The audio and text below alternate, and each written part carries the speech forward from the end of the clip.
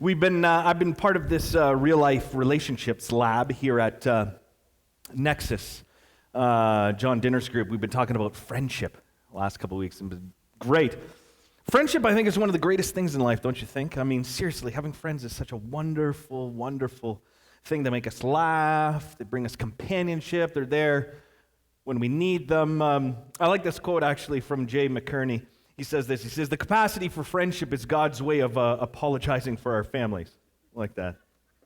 Unless you have a good family, then you don't need that. But I love it. There's something incredibly profound about friendships. Who would we be without our friends? And yet, have you ever noticed that there's actually this particular set of social rules that you play by with friends? Mark Twain, one of my all-time favorite authors, he has this quote, I love it. It says, "The holy passion of friendship is so sweet and steady and loyal and enduring in nature that it will last through a whole lifetime, if not asked to lend money." I like it. He points out one of these little social rules we play by. Friendship is great, it can last, just don't ask me for money. And there's all these sort of little norms, social norms we have with friendship. And if you think about them, they're oftentimes kind of bizarre, unspoken rules for governing our friendships. And the interesting thing is this, the rules with family or your partner, your spouse, or whatever, that stuff's easy, right? You know those rules. Don't cheat, be there in times good and bad, love me, all that kind of stuff. But with the rules of friendships, it's much more difficult to sort of figure them out. And I would say this, oftentimes you don't even realize what the rules of friendships are until you violate those rules. Then you kind of know particularly. I remember a couple of years ago, I got a text at 10 o'clock at night. My friend said to me, "Emergency, can I come over and borrow your plunger?" I thought, well, that's a weird text. I thought he was joking. I said, yeah, what's mine is yours. He showed up 20 minutes later. He's like, "Hey, can I get that plunger?" And then I was like, okay, some weird lines are getting crossed here. I lent him my plunger. I thought that was it. He came back 20 minutes to return it. Here you go. I said, no. That's yours to keep. That there is yours. I thought, this is a weird line. I don't mind lending things. Plunger might not be one of them, though. Or the time a good friend of ours asked us to come help them move, and we showed up at 8 a.m., knocked on the door, went in. They said, "Oh, I hope you don't mind packing as well." Yeah, I do mind packing. The deal is, right, I help you move. You do the packing, I help with the moving. So for first 4 hours, had to help them pack. Oh.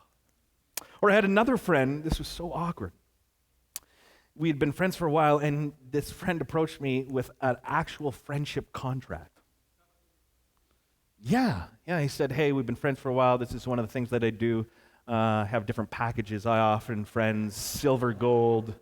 He said, "But you're getting the platinum friendship package." Now, I read through it. There's actually some really good stuff in there, like I'll drive you to the airport if you need, babysitting, all that stuff. But he wanted me to actually sign a contract. It's like, what? Weird. It's crossed this weird, bizarre line. There are certain social rules I think we play with, we abide by with friends. And most days, I'd say most years, we don't even recognize these rules are in play until we break them. And when they're violated, we notice them, right? That's bizarre. That's awkward. That shouldn't happen between friends. And the fascinating thing to me is that Jesus uses this as a plot line in one of his parables. He uses an awkward social interaction between two friends as the cornerstone of one of his stories. And apparently within this story of very much awkwardness, there's some kind of lesson for us. And so this is how it happens, right? The story, if you were here last week, it actually comes immediately following the parable of the Good Samaritan. Then Jesus is at Mary and Martha's house. And then we have this story, and it reads this way, Luke 11. "One day, Jesus was praying in a certain place." Kyle, I'm hearing popping. Can you cut it just a little?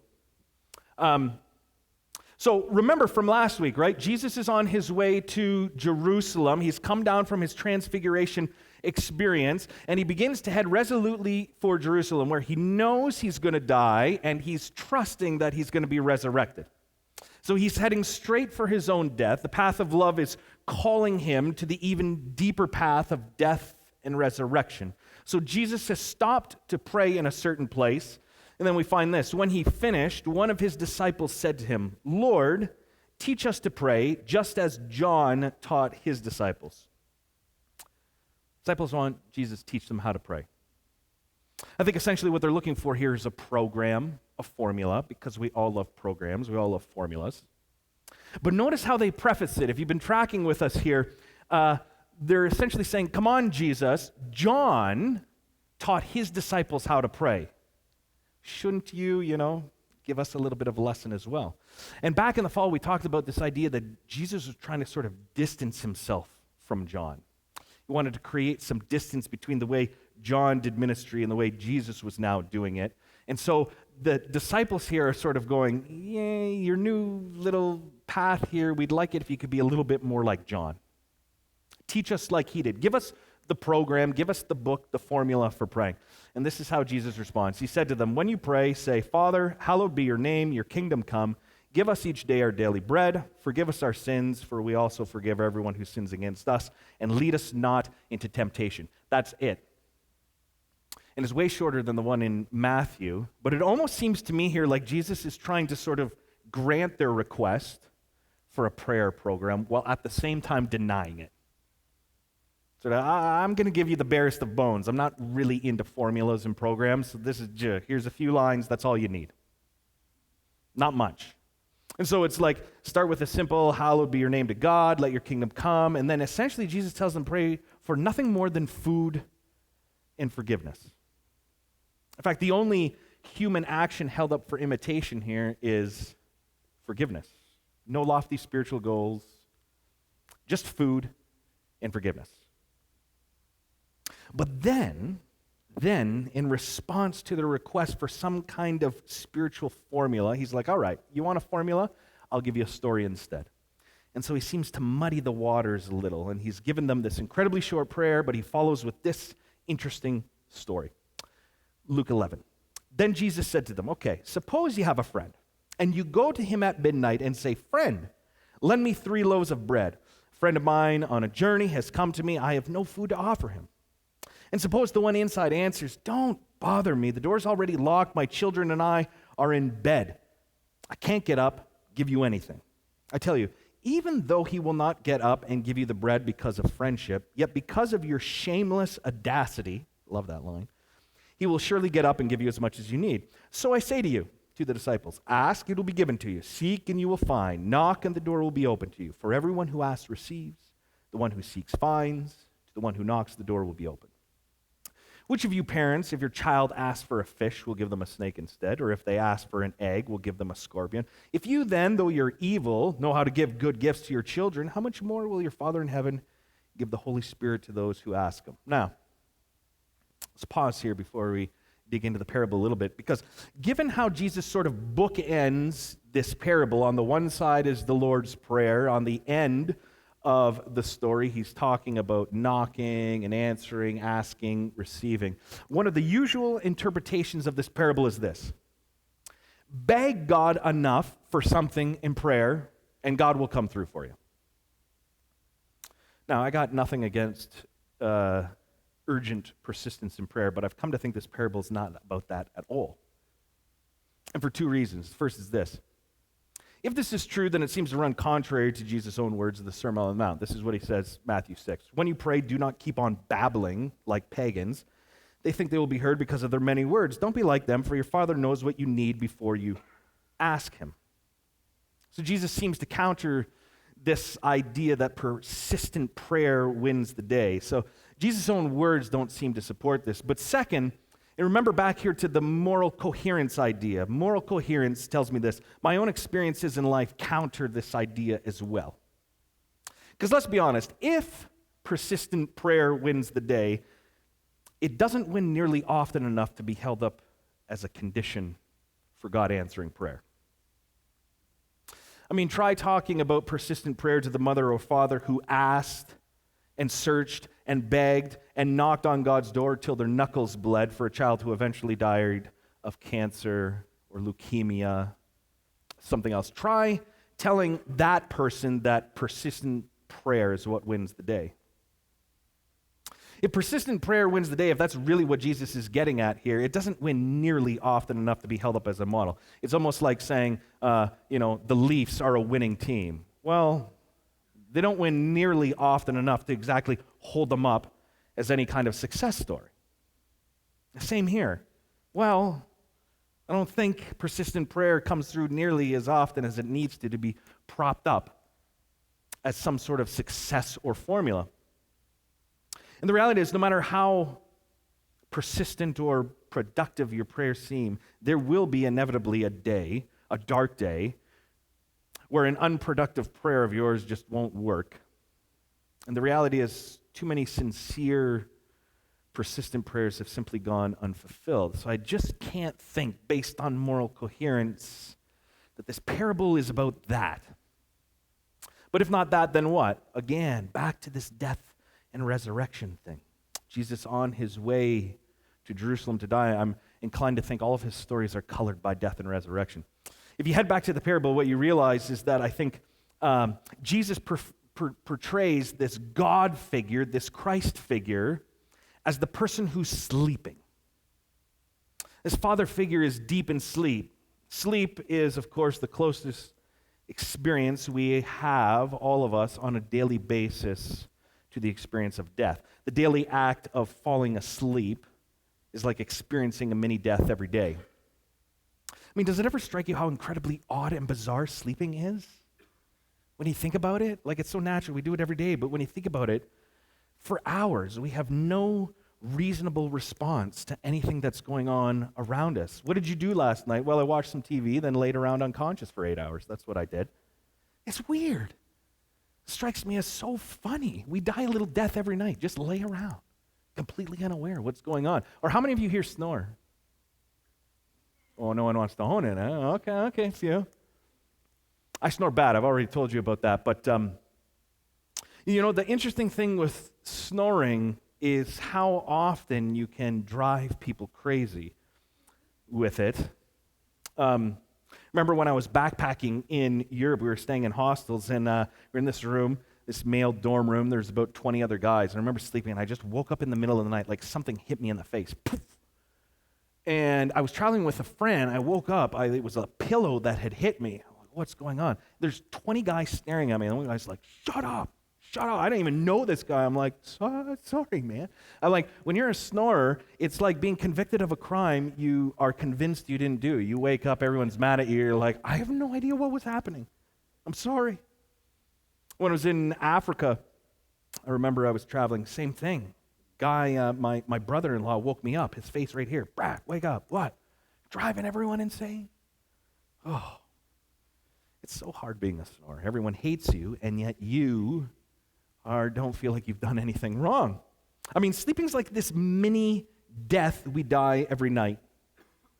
And it's interesting to me because a lot of times, I don't know about you guys, but in the morning I hit snooze, which to me is almost like saying, I'd rather remain unconscious than actually get up and live some life.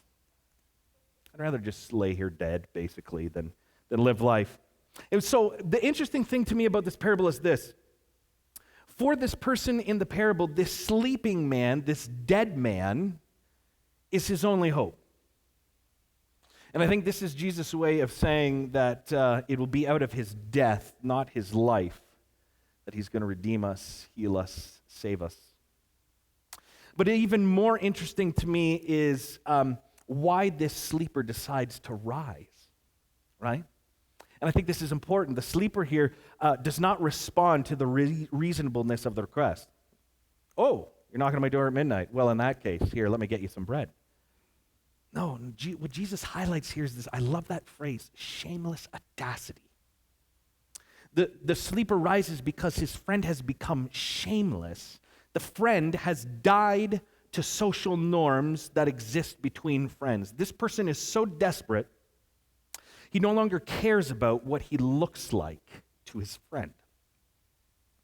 And here's the thing. I think it's easy to read this story, miss the scandal of it, how incredibly awkward it is, how much it violates social norms. And the reason I know this is because I had an idea Monday night. Came to me, I thought this was going to be brilliant. I was like, why don't we live out this parable? I was like, who at Nexus, who could I go to, their house at midnight, knock on their door till they wake up? And then I even had this idea of like, what if I taped it on my phone, right? Like knock, knock, knock, and one of you comes to the door and I'm like, hey, I'm just going to show this on Sunday. And I had this idea, and then I'm like, I started thinking through like all of you at Nexus. I remember I'm like, okay, who on leadership could I do this to? I was like, I think they'll kill me. And I thought about Bronson and Katie, but I'm like, they got a buzzer. I don't know if that's going to work at their apartment there. I literally thought about like so many of you this week. I was like, could I go to their door, knock on midnight, and get away with it? And the reality is, at the end of my little brilliant brainstorm session, I thought, I can't do this. I can't. And the reason was this: I was terrified of what you would think of me. And that, in my mind, I believe is the key to the entire parable. I mean, are we not all terrified by how other people think of us? I mean, the last thing we want is people thinking poorly of us. I mean, imagine I did that to you. Imagine this week I came, I knocked, didn't stop till you came out in your pajamas or undies or whatever you're wearing at midnight. Like, that would significantly change our relationship, would it not? It would be like, okay, that crossed a line, Brad. That was weird. You would think differently of me. You would perhaps no longer think me respectable, if you think me respectable already. But the reason I didn't go through with my idea is I actually care about what you all think of me. And because of that, I was like, I can't risk hurting whatever kind of reputation I have with these people, which is precisely the point. As long as we are very conscious of our perceived reputation, how others perceive us and view us, as long as we're clinging to some sort of reputation or appearance, making ourselves look good, as long as we're clinging to the life and reputation we sort of created, we won't really know what it means to die to self. Why does the sleeper rise and help his friend? It's not because he's his friend. In fact, they might not be friends after this. He rises because he had shameless audacity. His friend was so desperate, he didn't care less about what this guy thought of him. He simply died to all that caring. This desperate man, I think what he knew was this. He got into a place in life where he was so in over his head. He knew he was so deep in over his head that he needed help, and it didn't matter what he looked like to others. And so he dies to that, dies to the shame, comes knocking at this guy's door at midnight. And in my mind, I think this is what Jesus is sort of pointing to, the key with grace, the invitation of the parable. Most of us, I think, spend a good majority of our lives trying to convince everyone else that we lead respectable, reasonable, fine lives. We're preoccupied with the endless struggle to have others think well of us. I just want you all to know that I have life under control. Because the last thing we want is to look desperate or needy or shameful or in over our heads. That's not the kind of death we want to die. Looking desperate, looking shameful, looking bad. I mean, you can take a lot of things away from humans. One of the last things to go, though, is people will cling constantly to that need to look like, hey, I'm in control. I've got it together. No, this is not too big for me. I can handle this. And yet it seems like Jesus seems to say, I'm traveling the path of death and resurrection.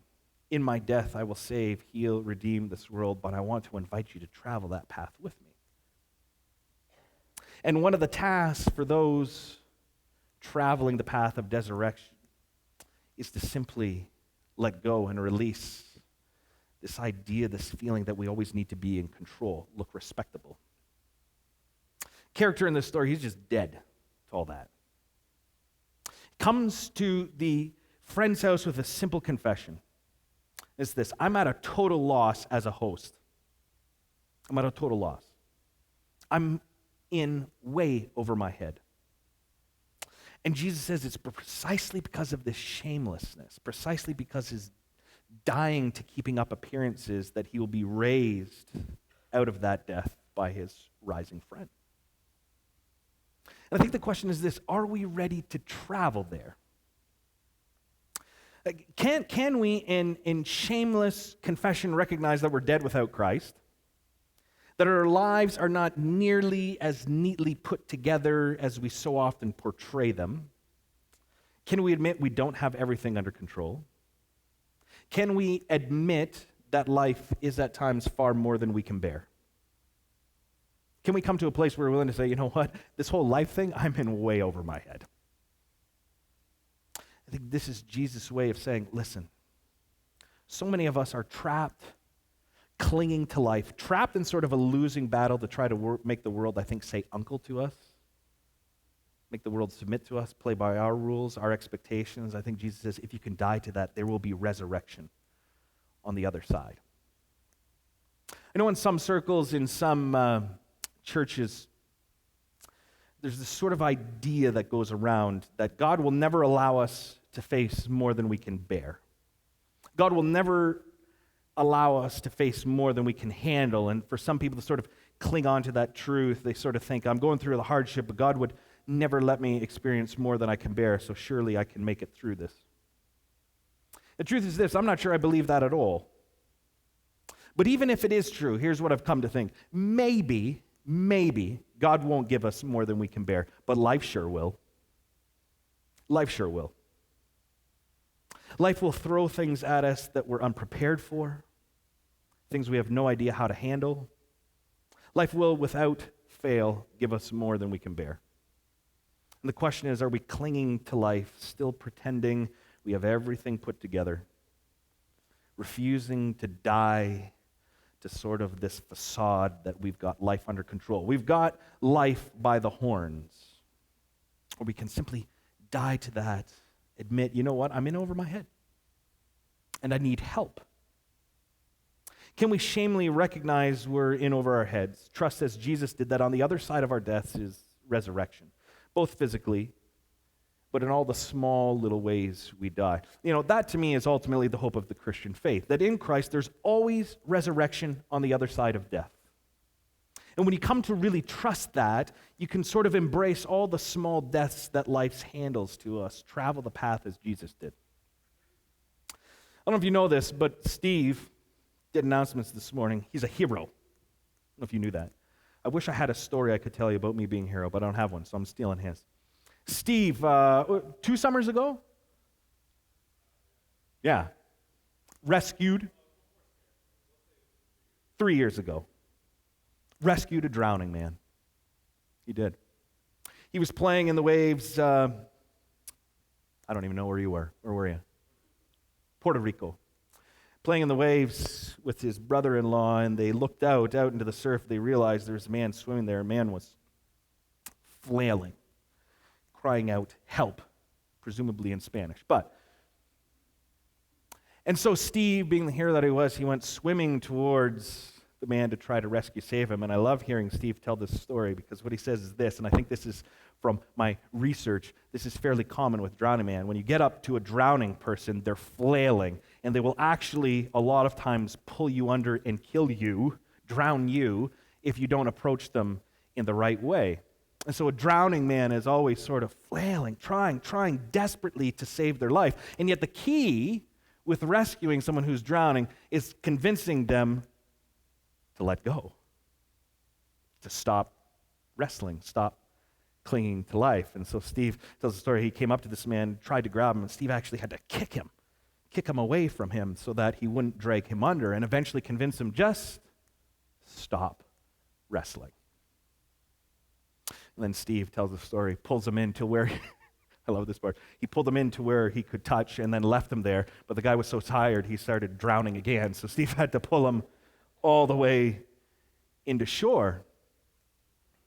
And you know, I kind of see that as such a beautiful metaphor for so many of us in life. As long as we are in life trying to save face and we're wrestling with life and we're flailing against the waters of our own small deaths, we can't find new life. We're still trying to cling to it. What Jesus seems to be saying is just let go. Just die. Just die. Because when you do, there's always resurrection on the other side of that. That's the hope of the Christian faith. In Christ, there's always resurrection on the other side of our deaths, physically, but of course the small little deaths. So the question becomes this: where are you dying? Where are you clinging, flailing to life this morning? And I've come to realize I am so in over my head, and I hate admitting it. Sometimes people ask career-wise, I'm sure some of you can relate. Well, sometimes people ask me outside of NEXUS questions, how's it going? What's sort of your, what's your plan? What are you guys doing there? And a lot of times I just come up with complete facade. Well, putting this together and doing that and this. The reality is this: I don't know. I am in over my head. In over my head? I don't know. There's no formula. There's no manual for starting a church, carrying it on. Or I'm in over my head with my kids. There's still independent, single Brad who's really flailing in the waters of life, trying to not die to the whole married kid Brad guy. And I'm just, if I could admit it, how's it going with the kids? Oh, great. So many days, the reality is, I am just so in over my head. In fact, I like how, I think I've mentioned this before, Jim Gaffigan, I love him. He talks about when you have a new kid, when you already have some. So what's the experience of having a baby when you already have kids? And he says, it's like someone handing you a baby while you're drowning, trying to keep, oh my goodness. Some of us here, we have this desire. We want to travel. We want to do things. And at this stage of life, we can't. And it's killing us. We keep flailing against that. No. I don't want to lose that. I don't want to die to that. Some of us just need to recognize, we're in over our head. Need to die to that idea, because the promise is always that there's resurrection on the other side. Some of us parents here, I know this because I interact with some parents here, and we always try to, on Sundays, right, keep up the good faith. How's it going without all the sleep? I'm doing great. Really? Really? You're really doing great? So often the last thing I want is for people to think that I don't have things together. I just want to maintain this facade that everything in life is under control, and the reality is many of us are in over our heads. Some of you with your careers didn't pan out the way you wanted, and you feel that dream dying. The last thing you want to do is admit to that. Some of us are in the midst of the lifelong death of aging. All of us are, but some of us are feeling that more pronounced than others, realizing that as you get older, you start to not be able to do some of the things you used to be able to do. The memories start to go. The things that you sort of dream of, the things that you wish you could do like you used to, that's going away, and that death is hard. You don't want to die that death. And yet the constant message of Scripture, particularly in this parable, I think is this: when we're willing and allow ourselves to travel down the path of death and resurrection, the promise is there's always resurrection on the other side of that. And so like the friend in this parable, we die to ourselves, we surrender to all the small deaths, but we head to the sleeping man, the dead man, and start banging on his door, asking him to rescue us from our own death, both physically, yes, but all the small little ways that we die along the way. I want to ask the band to come and close with a song by Christina Perry. Be a song for us to think about, but also just a time of reflection for us, because I think it's a real thing. So many of us are struggling. We hate to admit it. Hate to sort of own that. There's a shame that comes with acknowledging that we're in over our heads. But the point of the story is this: when we're willing to say, you know what, I don't have life under control, I'm dying a shameful death, it's then that resurrection comes into play. So may we have the courage to surrender to our lifelong deaths and trust the dying man Christ to provide resurrection for us on the other side of those deaths.